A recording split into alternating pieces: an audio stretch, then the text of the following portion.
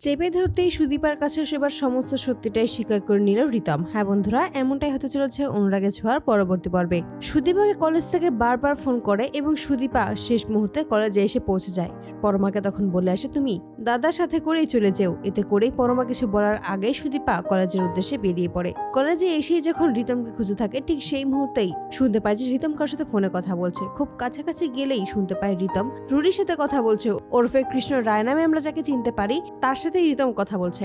রিতমকে ডাক দিবে, তবে তার আগেই শুনতে পায় যে রিতম রুটিকে বলছে, আপনার জন্য এবার আমি সমস্ত কিছুই করতে পারবো স্যার, আপনি শুধু একবার বলুন। সুদীপাকে কাছে পেতে হলে, সুদীপাকে বিয়ে করতে হলে আপনি যা যা বলবেন আমি ঠিক তেমনটাই করব। এবার যেভাবেই হোক ওই আদিত্যকে আমাদের জীবন থেকে সরিয়ে ফেলতে হবে, সুদীপার কাছ থেকে আলাদা করতেই হবে। তার জন্য যা যা করতে হয় আমরা তাই করব। এই কথা শুনেই অবাক হয়ে যায় সুদীপা। সুদীপা তখন বুঝতে পারে না হঠাৎ করে কি হয়েছে। রিতম স্যার এরকমটা কেন বলছে? তার মানে কি রিতম স্যারই আমাদের মাঝে কোনো ভুল বোঝাবুঝি তৈরি করেছিল?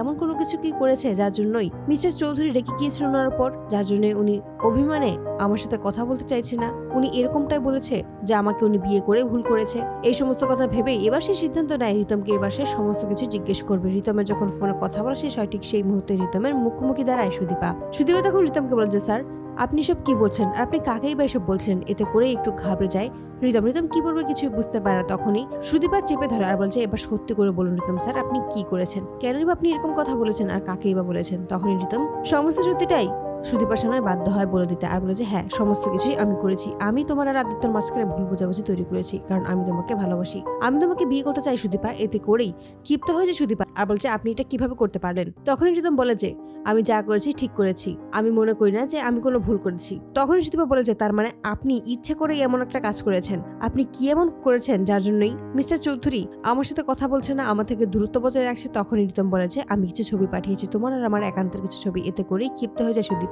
এবং সুদীপা বুঝতে পারে সমস্ত কিছুই এই রিতম ও ওই কৃষ্ণ রায়ের সমস্ত চক্রান্ত। তারপরেই ক্ষিপ্ত হয়ে যায় আর বলছে, আপনি এর কোনোদিনও আমার আশেপাশে আসবেন না। তো বন্ধুরা, তোমরা এটাই তো চাও। এবার এভাবেই আড়াল থেকে সবটা শুনে রিতমকে চেপে ধরে সুদীপা এবং সমস্ত সত্যিটাই যেন এবার রিতম সুদীপার কাছে স্বীকার করে নেয়। অবশ্যই তোমাদের মতামত কমেন্টে জানাতে ভুলো না। ভিডিওটি ভালো লাগলে অবশ্যই চ্যানেলটি সাবস্ক্রাইব করে আমাদের পাশেই থেকো। ধন্যবাদ।